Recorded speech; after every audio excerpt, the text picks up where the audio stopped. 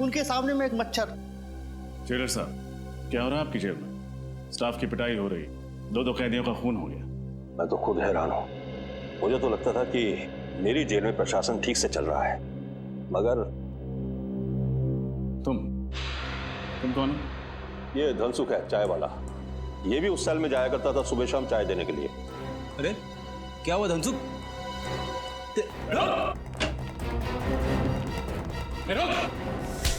मुझे छोड़ दीजिए साहब, मुझे छोड़ दीजिए। क्यों छोड़ दे? मैंने कुछ नहीं किया। कुछ किया नहीं तो बात क्यों रहा था? मैं डर गया था साहब। बेगुनाह लोग डरते नहीं है, समझे? क्या तुम्हारा भी कोई झगड़ा हुआ था उनके साथ? नहीं साहब, मुझसे तो दोनों प्यार से बातें करते थे। आखिरी बार चाय कब देने गए थे उन्हें? यही कोई 7:30-8 बजे के करीब। यानी फंक्शन शुरू होने से पहले? हाँ साहब, पर मैं अंदर नहीं गया। क्यों? अंदर क्यों नहीं गए? साहब, मेरी चाय खत्म हो गई थी, इसलिए मैं बाहर से ही वापस आ गया। लेकिन सेल के पास तो गए थे ना, कुछ तो देखा होगा तुमने। क्या उस वक्त दोनों ठीक थे? हाँ साहब, दोनों अच्छे भले थे, आपस में बातें भी कर रहे थे। बातें कर रहे थे? क्या बातें कर रहे थे? कुछ सुना था तुमने? हाँ साहब, याद आया। क्या है? क्या बात है? अरे भाई ये क्या मुसीबत है? मच्छरों ने काट काट कर बेहाल कर दिया है, जीना आराम हो गया है। हाँ? अरे मच्छर काट रहे हैं तो मच्छरदानी मंगवाऊं? जाओ और चुपचाप सो जाओ। अरे यहाँ बैठना मुश्किल हो रहा है और सोने की बात कर रहे हो? पता नहीं ऊपर से ये रोशनदान की जाली किसने निकाल दी है। अब तो मच्छरों की ऐसा है यहाँ पे। तुम लोगों का ना रोज रोज का नाटक हो गया है। कभी मारपीट करते हो, कभी गुंडागर्दी करते हो, तो कभी मच्छर का बहाना करते हो। यार चुपचाप सो जाओ। अरे धनसुख इधर आ तू और चाय पिला। वहाँ गया खड़ा, इधर आ। चाय खत्म हो गई, अभी लाता हूँ थोड़ी देर में। भाई मेरे लिए चाय खत्म हो गई, जा जल्दी लेके आ। ओह, तो ये बातें हो रही थी। मगर सर, जब हम पहली दफा स्पेशल सेल में आए तब तो रोशनदान के ऊपर नेट लगा हुआ था ना? हाँ फ्रेडी, मैं भी यही सोच रहा हूँ। हुआ कुछ ऐसा होगा कि फंक्शन से पहले ही मौका पाकर खूनी ने रोशनदान से नेट हटा दिया होगा। फिर उसने फंक्शन के शुरू होने का इंतजार किया होगा। जैसे ही फंक्शन शुरू हुआ, सब लोग बाहर चले गए और खूनी ने विक्की और चंदन को गोली से मार दिया। फिर वापस भागने से पहले उसने रोशनदान पर नेट वापस लगा दिया।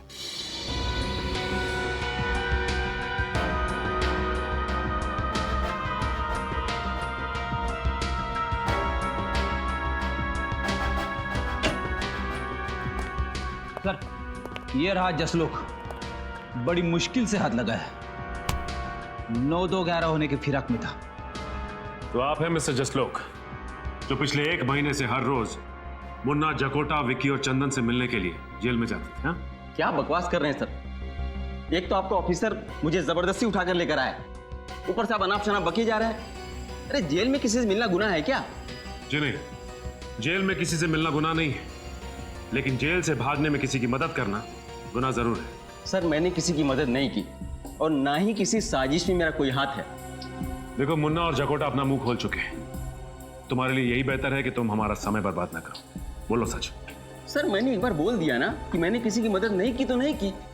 बड़ी लगता है ये भाई साहब शराफत से कुछ नहीं बताने वाले। इनके ऊपर उस चीज का इस्तेमाल करना ही पड़ेगा। समझ गया मैं। सर, किस चीज की बात कर रहे हैं? अभी पता चल जाएगा किस चीज की बात कर रहे हैं। सर बताइए ना प्लीज। अरे ये क्या है? ये सच बोलने का इंजेक्शन है। सच बोलने का इंजेक्शन? एक बार अगर ये इंजेक्शन लग जाए ना तो आदमी तोते की तरह सच बोलने लगता है। सर, इसकी जरूरत नहीं, मैं सब बताता हूँ सर। मैं नुस्खा काम में आ गया। तुम क्यों रुक गए? शुरू हो जाओ। हाँ सर, मैंने उन लोगों की मदद करने का वादा किया था, वो सिर्फ इसलिए कि वो मेरे दोस्त थे। और जेल से निकलने के बाद इन चारों का क्या प्लान था? सर वो मुझे पता नहीं है, मैं तो सिर्फ जेल से निकलवाने में मदद कर रहा था। उसके बदले में वो लोग मुझे 10 लाख रुपए देने वाले थे सर। 10 लाख रुपए? हाँ, गोलियां शायद उस रोशनदान से ही चली हैं। लेकिन एक बात समझ में नहीं आ रही। डॉक्टर तारिका ने कहा था कि एक गोली यहां से 60 डिग्री एंगल से चली और दूसरी गोली यहां से 20 डिग्री एंगल से चली। लेकिन अगर दोनों गोलियां एक ही दिशा से उस रोशनदान से आई तो दोनों कैदियों को अलग अलग एंगल से कैसे लगी? सर, कहीं हम गलत दिशा में तो नहीं जा रहे?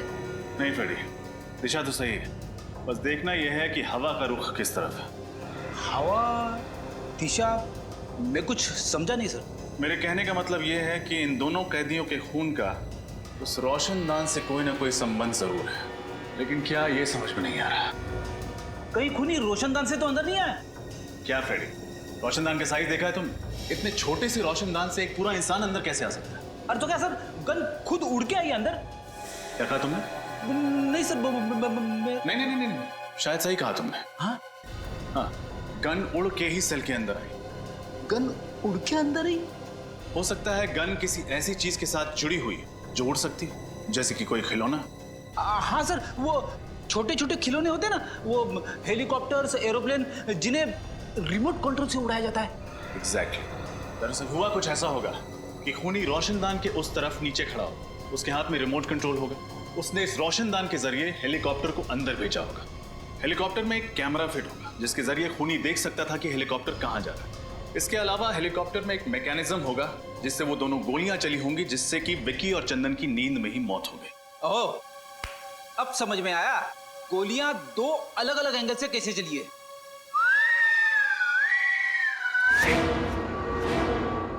करेक्ट।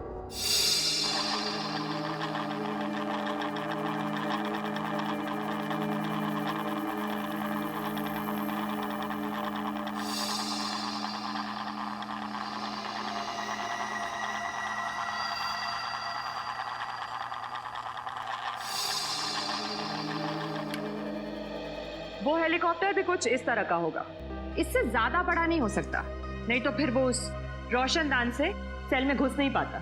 इसका मतलब ये काम किसी अंदर वाले का ही, जिसे ये अच्छी तरह से पता था कि रोशनदान की लंबाई और चौड़ाई कितनी है। हो सकता है ये आदमी कोई जेल का कैदी या फिर जेल का ही कोई आदमी, क्योंकि बाहर का कोई आदमी इतनी प्लानिंग से खून नहीं कर सकता। सर, ये मुजरिम भी क्या नए नए तरीके निकालते हैं खून करने के लिए। अगर इतना दिमाग किसी अच्छे काम में लगा दें तो समाज का कितना भला हो सकता है। हाँ, ये बात तो है श्रेया, खूनी ने दिमाग तो बहुत लगाया इसमें। रिमोट वाला हेलीकॉप्टर और रिमोट वाली गन। और इस तरह का हेलीकॉप्टर बाजार में तो मिलता नहीं होगा।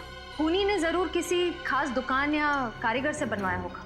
या शहर में जितनी भी इस तरह की दुकानें हैं जहाँ पे कस्टम मेड चीजें बनती हैं, वहाँ पता करते हैं। अच्छा, वैसा हेलीकॉप्टर चाहिए था आपको? हाँ, क्यों? मुझे लगा ऐसे हेलीकॉप्टर से तो जवान लोग खेलते हैं।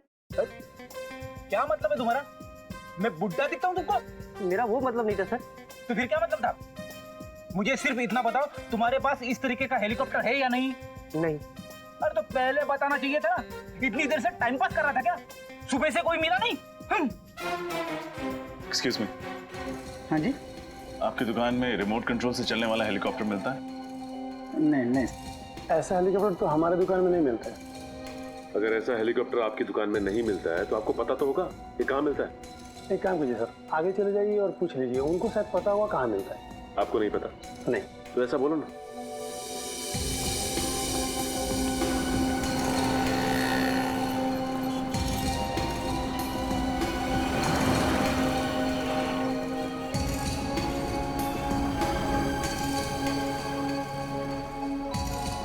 उस तरफ से नहीं मिला। नहीं, उस तरफ भी कुछ नहीं। क्या फ्रेडी, तुम्हारा चेहरा लाल क्यों? कुछ नहीं सर, कुछ भी नहीं मिला। उधर एक दुकान है, चल के पूछना।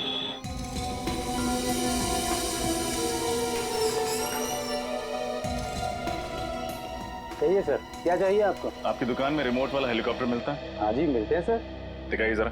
फिलहाल तो सब बिक चुके हैं, अगर आप कहें तो आपके लिए ऑर्डर से मंगवा देता हूँ। जी नहीं, उसकी जरूरत नहीं। आप हमें सिर्फ ये बताइए कि उस हेलीकॉप्टर पे गन और कैमरा क्यों फिट किया आपने? गन, कैमरा, ये क्या कह रहे हैं आप लोग? बिल्कुल ठीक कह रहे हैं हम। हमें अच्छी तरह से मालूम है कि उस तरह के हेलीकॉप्टर सिर्फ आपकी दुकान पे मिलते हैं, इसलिए आप ये बताइए कि उस हेलीकॉप्टर पे आपने गन और कैमरा क्यों फिट किया? ये आप लोग बेवजह मुझे बदनाम कर रहे हैं। अच्छा, तो आप लोग ऐसे नहीं माने, मैं अभी पुलिस को फोन करता हूँ। लीजिए, आपने मदद मांगने के लिए फोन उठाया था और सीआईडी हाजिर। सीआईडी? जी हाँ, सीआईडी। अब बताइए, किसके कहने पर आपने एक खास हेलीकॉप्टर बनवाया था? किसी के नहीं सर। किसी के नहीं? दो खून हुए हैं आपके इस कातिल खिलौने से, और वो भी जेल में। दो खून, वो भी जेल में? ये बताइए कि किसके लिए किया है ये सब आप? बोलो। मैं सच कह रहा हूँ सर, मैं इस बारे में कुछ नहीं जानता। आप नहीं जानते तो शायद कोई और जानता होगा। आपके अलावा और कौन है इस दुकान में? इस दुकान में तो मेरे अलावा बस मेरा आदमी राजेश। कहाँ है राजेश? बुला उसे। वो तो अभी बाहर गया है, बस आता ही होगा। ये लीजिए राजेश, ये लोग सीआईडी से हैं। सीआईडी? रुक।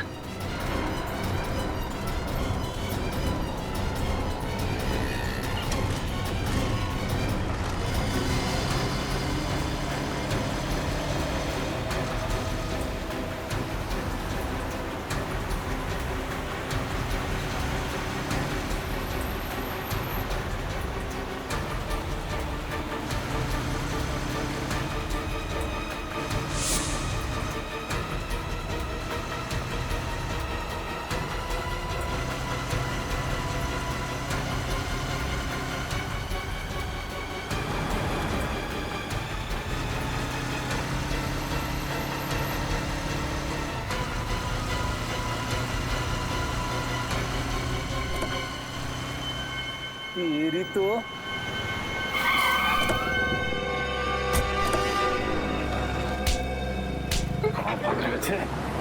अगर हेलीकॉप्टर में भागते तो शायद बच भी जाते, लेकिन अफसोस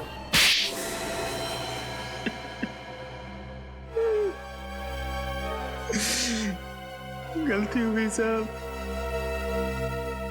मैंने जो कुछ भी किया पैसों के लिए किया। उस आदमी ने मुझे 50,000 रुपए दिए थे हेलीकॉप्टर में गन फिट करने के लिए।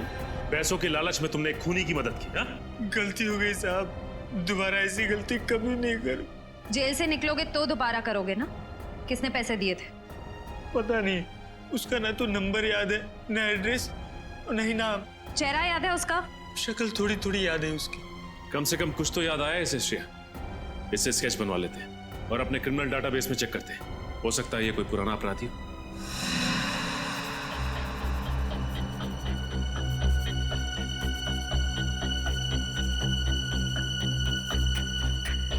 आंख सर थोड़ी सी छोटी और थोड़ी सी लंबी।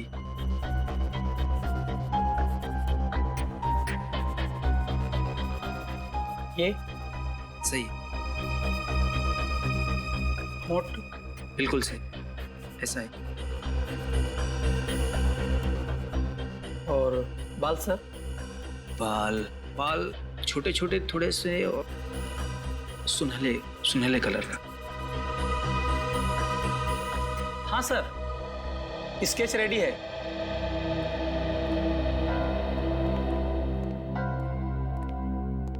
ये वही आदमी है? यस मैम, वही है। श्रेया, काम कर, अपने क्रिमिनल डाटाबेस में देखो, हो सकता है पुराना क्रिमिनल हुई। सर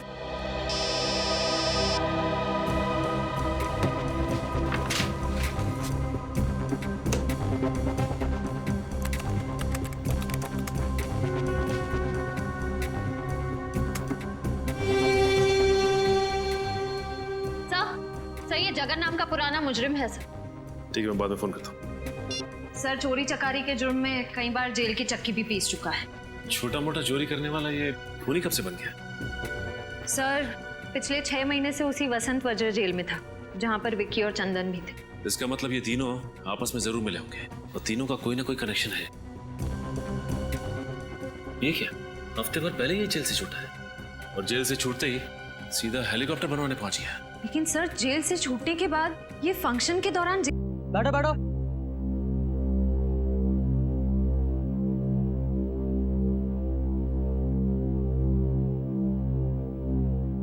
आप सब लोग का स्वागत है। आप कार्यक्रम का आनंद लीजिए।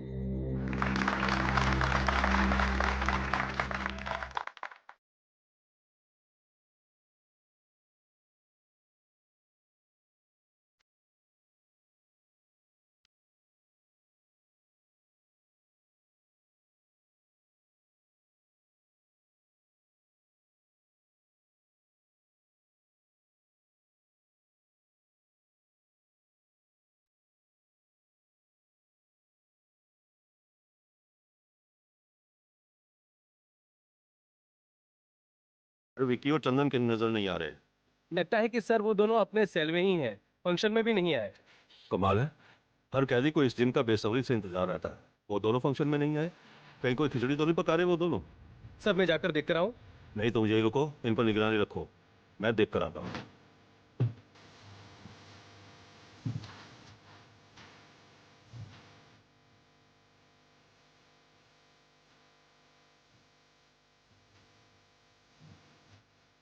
दोनों अंदर है?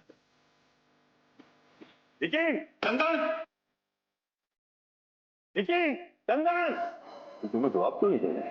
आप शायद सो गए होंगे। इतनी जल्दी? वो भी तो नहीं सोच रहा हूँ। बोलो जल्दी। ठीक है सर।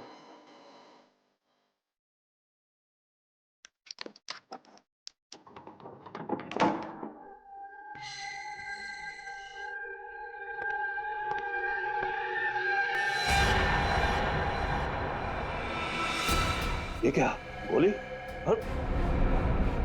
वो तो मर गए। ये कैसा हुआ?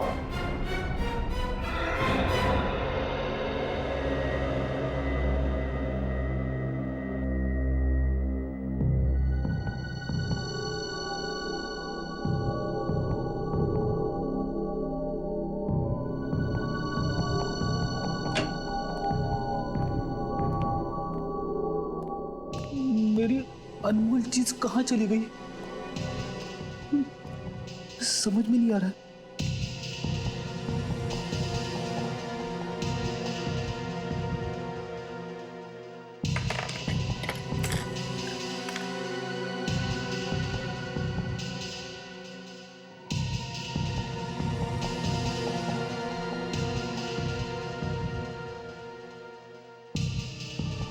एसीपी साहब का डेस्क चेक करूं क्या? अरे नहीं, अगर उन्हें पता चल गया तो वो मुझ पे बहुत गुस्सा हो जाएंगे।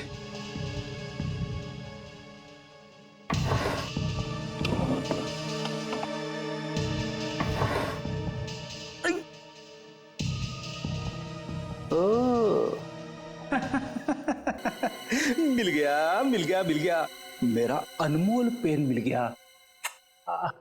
अब मुझे कवि बनने से कोई नहीं रोक सकता।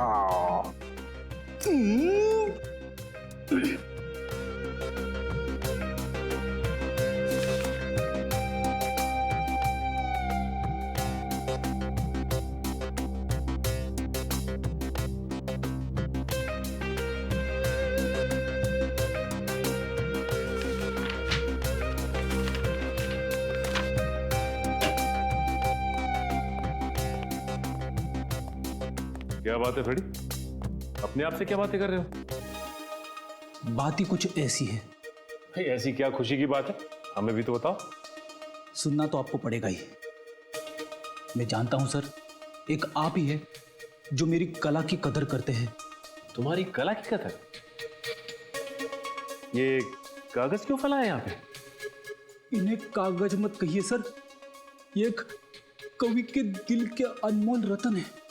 कवि के दिल के अनमोल रतन? लेकिन ये कवि कहाँ है? यहीं पे है, इसी बीरो में, आपके सामने खड़ा है। तुम कवि भी हो? क्या बात है। मैंने ऐसी ऐसी कविताएं लिखी है सर, जिन्हें सुन के आपका दिल पसीज जाएगा, आपकी आंखों में से आंसू बहने लगेंगे। तो क्या बात है, सुनाओ। सुनाऊं?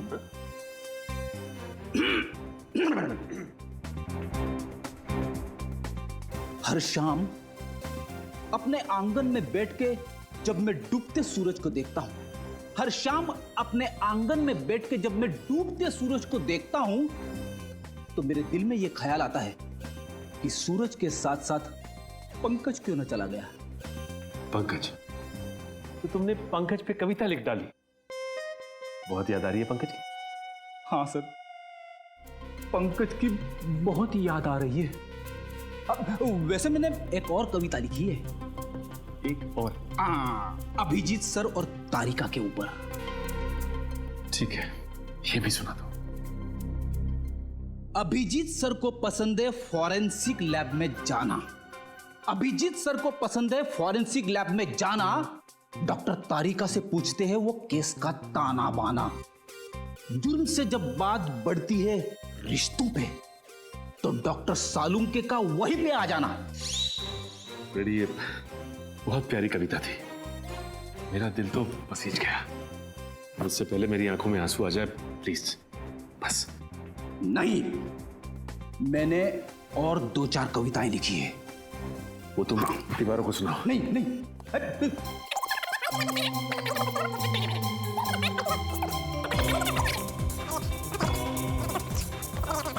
प्लीज फ्रेडी, बस बस प्लीज।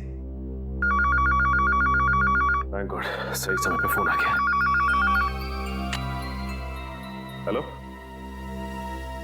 क्या खून? तो खून हो, वो भी जेल में है?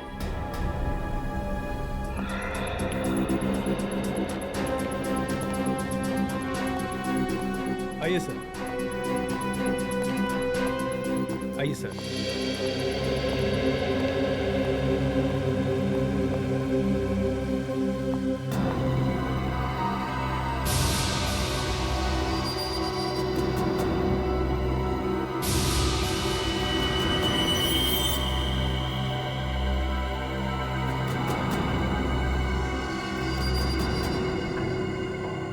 शरीर पे और कहीं भी कोई चोट या जख्म का निशान नहीं है। इसकी मौत गोली लगने की वजह से ही हुई है।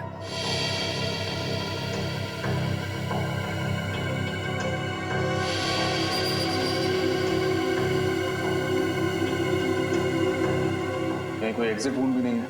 इसका मतलब गोली शायद शरीर के अंदर ही। सर, यहाँ पे तो गन नहीं है। इससे एक बात तो तय है, इन दोनों ने एक दूसरे को नहीं मारा, ना इन्होंने आत्महत्या की। नहीं तो गन्स यहीं कहीं होती। जरूर किसी तीसरे आदमी ने इनका खून किया है। जेल में खून? ऐसा कैसे हो सकता है? इन दोनों के साथ तो कोई तीसरा कैदी भी नहीं था। ये तो मैं सोच रहा हूँ जेलर साहब, जेल के स्पेशल सेल में कैद 2 कैदी वो मारे जाते हैं। कैसे? किसी ने गोलियां चलने की आवाज भी नहीं सुनी? नहीं सर, फंक्शन में गाना इतना तेज बज रहा था कि ठीक से कुछ भी सुनाई नहीं दे रहा था। गाना जितना भी तेज बज रहा हो, गोली की आवाज को नहीं दबा सकता। सर, शायद गन पर साइलेंसर लगा होगा। मतलब तुम ये तो मान रहे तुम्हारी मौजूदगी में कोई जेल के अंदर गन लेकर आया, वो भी साइलेंसर वाली गन, और इन दोनों को मार दिया? नहीं सर, अंदर तो कोई भी नहीं आया। हम दोनों तो यही पहरा दे रहे थे, है ना? हाँ सर। गोली की आवाज नहीं सुनी, किसी को अंदर आते नहीं देखा। कैसे हो सकता है? कहीं तुम दोनों भी बाहर फंक्शन में गाना सुनने तो नहीं चले गए थे? नहीं नहीं सर, हम दोनों तो यही थे। आप जेलर साहब से पूछ लीजिए। ये ठीक कह रहे हैं, ये दोनों यही ड्यूटी कर रहे थे। सर, मैं इन दोनों को फोरेंसिक लैब ले जाती हूँ। विकी और चंदन की लाश की पोजीशन को देख के लगता है कि जिस वक्त गोली चली वो दोनों जमीन पर लेटे हुए थे। शायद दोनों सो रहे होंगे जब इन्हें गोली मारी गई। लग तो ऐसा ही रहा है, लेकिन देखना ये गोली चली कहां से। पर एक बात तो तय है कि इन्होंने आत्महत्या नहीं की, एक दूसरे पर गोली नहीं चलाई। गोली चलाई किसी तीसरे आदमी ने, और जिस वक्त गोली चली इस सेल में इन दोनों के अलावा और कोई भी मौजूद नहीं था। सेल का दरवाजा भी बाहर से बंद था, तो गोली सेल के अंदर से तो चली नहीं, गोली सेल के बाहर से चली। शायद यहां से। एक काम करो, लाश की पोजीशन पर लेट जाओ। आप मुझे कह रहे? हाँ, यहाँ कोई और तो है नहीं। ठीक है सर, अगर आप कह रहे तो मैं सो जाता हूँ।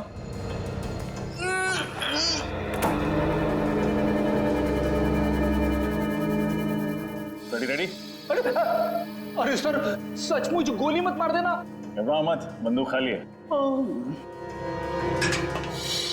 यहाँ से पूरी बंदूक को अंदर घुसाना तो मुश्किल है, बाहर से भी गोली चलाई होगी तो जाके लगेगी सामने वाली दीवार में। इस एंगल से विक्की और चंदन को गोली मारना तो नामुमकिन है। गोली यहाँ से तो नहीं चली होगी। तो फिर गोली कहाँ से चली? हो सकता है वहां से। रोशनदान से? मगर रोशनदान तो काफी ऊंचा है और उस पर नेट लगी हुई है। सो तो है फ्रेडी। एक काम करते हैं, मैं बाहर जाके रोशनदान को चेक करता हूँ, तुम जाके जेलर साहब से मिलो, उनसे विक्की और चंदन के बारे में पूछताछ करो। उठ जाऊं? जेलर साहब बाहर हैं, उठना तो पड़ेगा ही।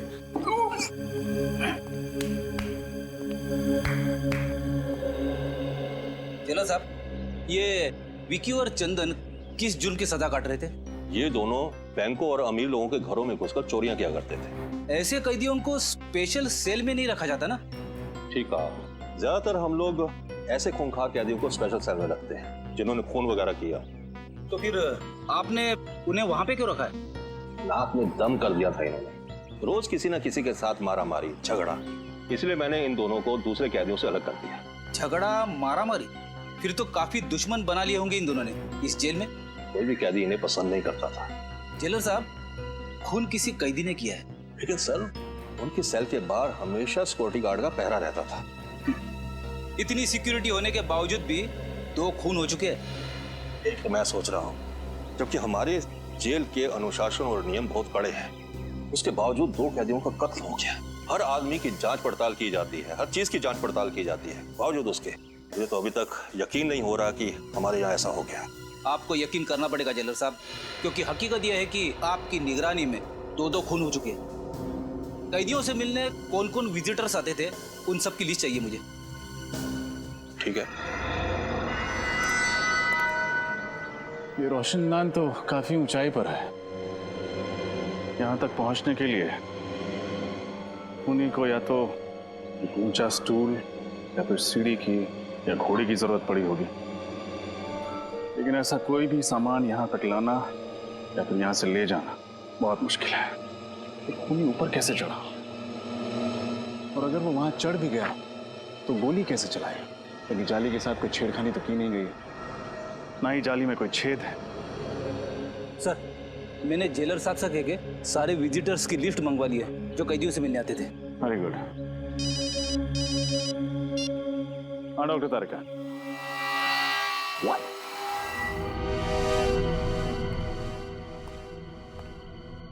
क्या तारिका जी, आपने तो मेरा दिमाग ही घुमा दिया।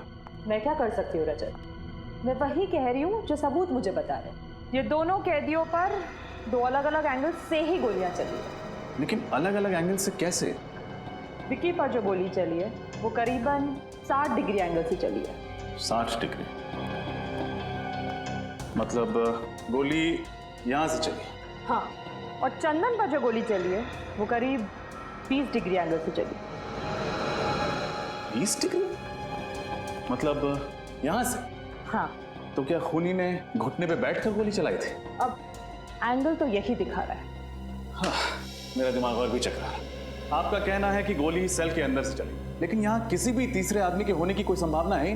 हमने पूरा सेल चेक किया, यहाँ कोई भी खुफिया रास्ता नहीं। सिर्फ एक रास्ता है लोगों के अंदर आने का, और वो है ये दरवाजा। सर, ये किसी अंदर वाले का काम तो नहीं है? हो सकता है।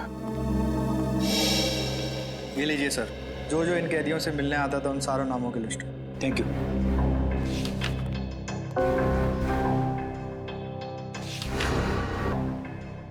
ये देखिए सर, जसलोक नाम का एक आदमी है जो पिछले 1 महीने से 2 कैदियों से मिलने हर रोज जेल में आ रहा है। दोनों कैदियों के नाम? मुन्ना और जकोटा। मुन्ना और जकोटा से मिलते हैं। जल्दी आओ। ये मुन्ना है और ये जकोटा। स्पेशल सेल की 7 वाली जेल में रखा गया है इनको।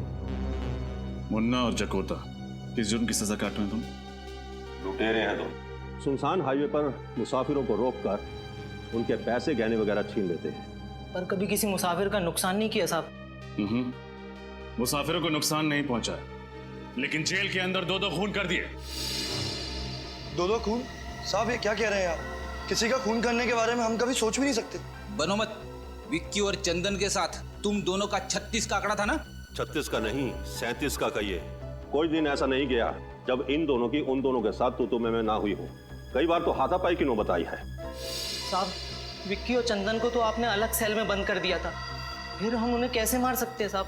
मार सकते हैं, जरूर मार सकते हैं, अपने उस साथी की मदद से जो पिछले 1 महीने से हर रोज तुम दोनों से यहाँ मिलने आता। साथी? आप लोग किस साथी की बात कर रहे हैं साहब? जसलोक की बात कर रहे हैं। जसलोक? वो तो वो क्या? जसलोक का नाम सुनते ही तुम दोनों के पसीने के छूटने लगे। आप लोग गलत समझ रहे हैं साहब। हमारा और जसलोक का ऐसा कोई इरादा नहीं था साहब। तो फिर क्या इरादा था? सच सच बता दो, वरना जसलोक से तो सच निकलवा ही लेंगे हम। अब हमें सब सच बता देना चाहिए, ना 2-2 कत्ल का इल्जाम हमारे सर पे आ जाएगा। आपस में खुसुर पुसुर करने से कुछ नहीं होगा। जल्दी बोलो क्या बोलना है। साहब, विक्की और चंदन हमारे दुश्मन नहीं, दोस्त थे। झूठ, फिर से झूठ। नहीं साहब, हम सच कह रहे हैं साहब।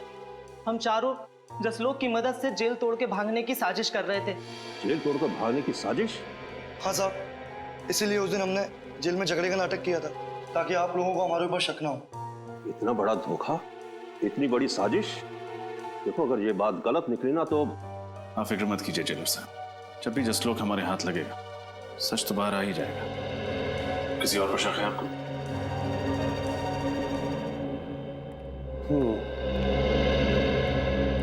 ये अज्जू और वो सत्तू, इन दोनों की भी बहुत बहसबाजी हुआ करती थी विकी और चंदन के साथ।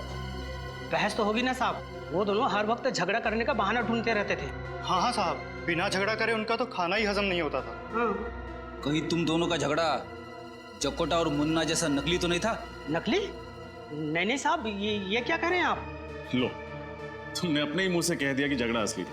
इसका मतलब तुम लोगों के पास ठोस वजह थी उन दोनों की जान लेने की। नहीं साहब, हम खूनी नहीं हैं, हम तो मामूली चोर उचक्के हैं, और हम खून क्यों करेंगे उनका? हाँ साहब, वैसे भी जेलर साहब ने उन दोनों को जब से स्पेशल सेल में डाला है तब से हम दोनों का वहाँ आसपास भटकना भी मुश्किल हो गया था। जेलर साहब, ऐसे कौन कौन से लोग हैं जो स्पेशल सेल में जा सकते हैं? सबसे ज्यादा तो इस मनोहर का जाना आना होता था उस सेल में। यही उस सेल की साफ सफाई किया करता था। हाँ साहब, मेरी बदकिस्मती थी कि मैं ही उस सेल की साफ सफाई करता था। क्यों, ऐसा क्या हुआ था? हाँ साहब, बेवजह झगड़ा करते थे, धक्का मारते थे, कई बार तो उन्होंने थप्पड़ भी मारे थे। अरे वो दोनों तुम्हें मारा पीटा करते थे, ये बात तुमने मुझे पहले क्यों नहीं बताई? साहब, उन्होंने मुझे धमकी दी, अगर मैंने किसी से शिकायत की तो मुझे और मारेंगे। मनोहर, कहीं ऐसा तो नहीं कि वो दोनों तुम्हें बहुत तंग करते थे इसलिए तुम्ही ने उन दोनों का?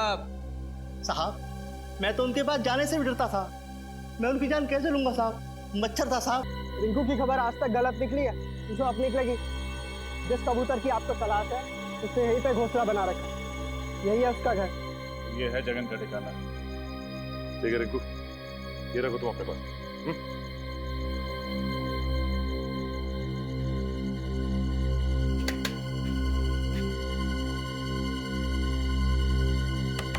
कौन है? दूध वाला। इस वक्त? ओए, ये कोई दूध देने का टाइम है क्या? भैंस का जब मन करता है ना तभी वो दूध देती है। सुबह दूध नहीं दिया तो इसमें मैं क्या कर सकता हूँ? आज तक तो तेरी भैंस सुबह ही दूध देती थी, अबे रात को कब से देने लगी? क्या करें, सीआईडी के आने का कोई वक्त ही नहीं होता। सीआईडी? बोल, क्यों मरवाया तूने विक्की और चंदन को? मेरी कोई दुश्मनी नहीं थी विक्की और चंदन के साथ। अगर तेरी कोई दुश्मनी नहीं थी तो उन्हें मरवाया क्यों तू? पैसों के लिए। किसने दिए थे पैसे? बताओ, किसने दिए थे पैसे तुम्हें ये सब काम करवाने के लिए?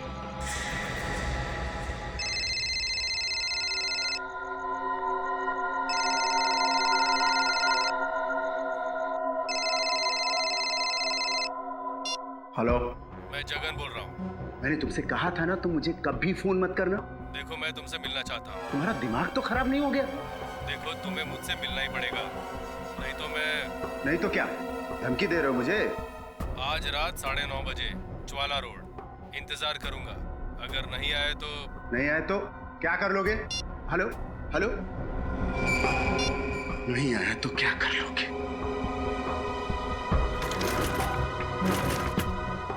आज तुमसे मिलकर तुम्हारा हिसाब किताब चुकता करना ही पड़ेगा।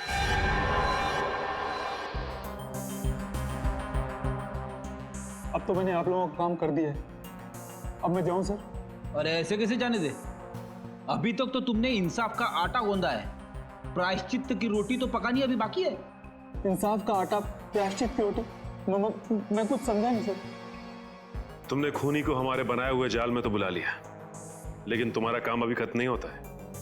उसे गिरफ्तार करने के लिए तुम्हें हमारे साथ चलना। नहीं सर, मैंने उसे धमकी देकर उसे बहुत गुस्सा दिला दिया। अगर मैं वहां गया ना तो वो मुझे भी मार डालेगा। बड़ा डर लग रहा है तुम्हें मौत से? उस वक्त एक बार भी नहीं सोचा जब जेल में 2 कैदियों को मौत के घाट उतारने की प्लानिंग चल रही थी? सर, मैंने जो कुछ भी किया उसके लिए मैं बहुत शर्मिंदा हूं। मैं आप लोगों से वादा करता हूं सर कि आज के बाद मैं कोई भी गुनाह नहीं करूंगा। कैसे करें तुम्हारे वादे पे यकीन? एक जुर्म की सजा काट के आया और दूसरा गुनाह कर बैठे। सर, मेरे लिए नहीं तो कम से कम मेरे बीवी बच्चों के लिए मुझे माफ कर दीजिए। मेरे बिना उनका भविष्य अंधकार में हो जाएगा। बड़ी फिक्र है ना तुम्हें अपने परिवार की। जुर्म करते वक्त एक बार भी ख्याल नहीं आया उनका? सर मुझे एक मौका दे दीजिए अच्छा इंसान बनने के, मैं आप लोगों को कभी शिकायत का मौका नहीं दूंगा और आप लोग जैसा कहेंगे मैं वैसा करने को तैयार हूं। ठीक है, जिसका भी हाथ है इन सब के पीछे वो जल्द से जल्द हमारी गिरफ्त में होगा।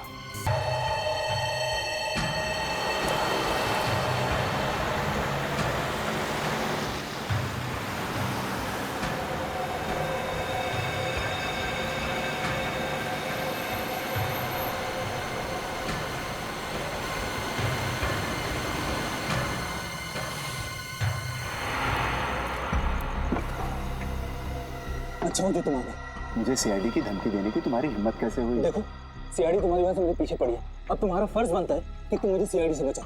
अच्छा, मैंने जो तुमसे काम करवाया उसकी कीमत मैं दे चुका हूँ और तुम्हें सीआईडी से बचाने का मैंने ठेका नहीं ले रखा। देखो मुझे फांसी पे नहीं चढ़ना, तुम्हें सीआईडी से बताना ही होगा कि असली गुनहगार तुम हो, समझे ना? अच्छा, मुझे लगता है तू ऐसे नहीं मानेगा। रुक, तेरा तो एक ही इलाज है। नहीं नहीं नहीं नहीं, इतना बड़ा धोखा। सीआईडी के सामने गोलीबारी अच्छी बात नहीं है।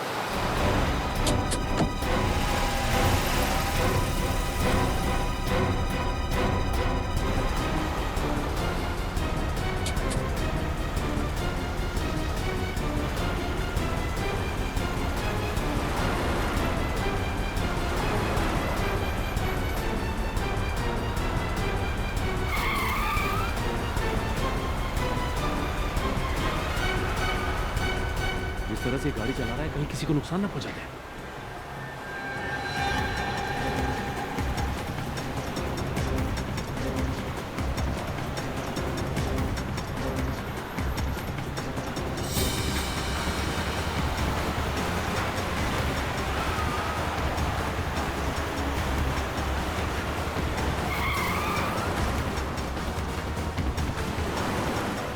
टायर पे गोली मारो।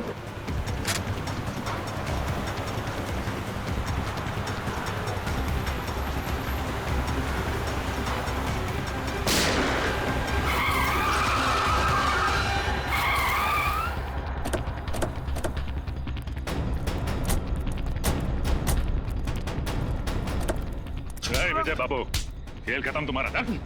जाने दो मुझे, चल जाने दे। जाने दे।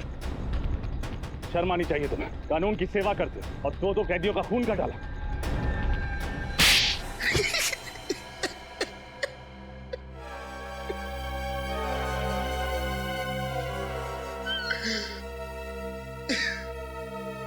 मैंने उन लोगों को मारने का इरादा बहुत पहले ही कर लिया था।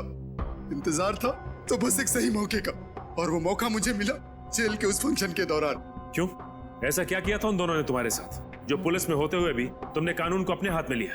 उन लोगों ने मेरी बहन के घर चोरी तो की ही थी, साथ ही साथ उन्होंने मेरी बहन अर्चना के साथ छेड़छाड़ और जबरदस्ती की थी।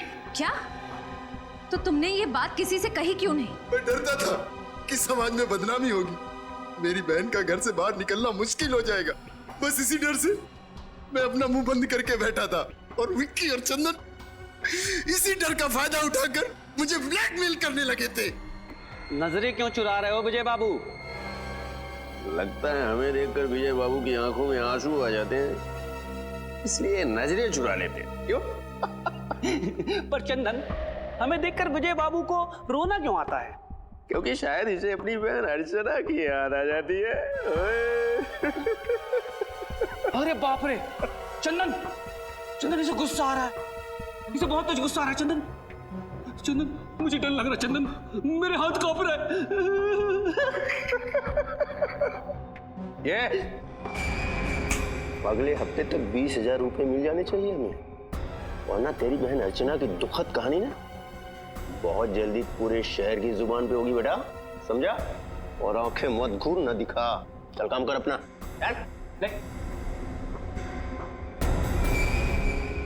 हंस लो, जितना हंसना है हंस लो।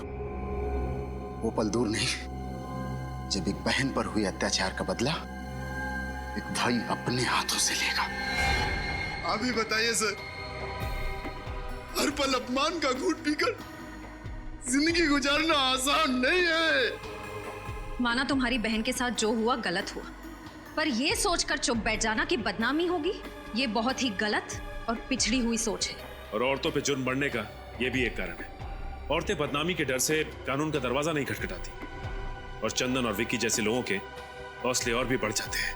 आप शायद ठीक कह रहे हैं, पर अपनी बहन को और दर्द में देखने की हिम्मत नहीं थी मुझ में। इसीलिए उन लोगों को सजा देने का जिम्मा मैंने अपने कांधों पर उठाया और जगन की मदद से हेलीकॉप्टर में गन लगवाई, और उस गन की मदद से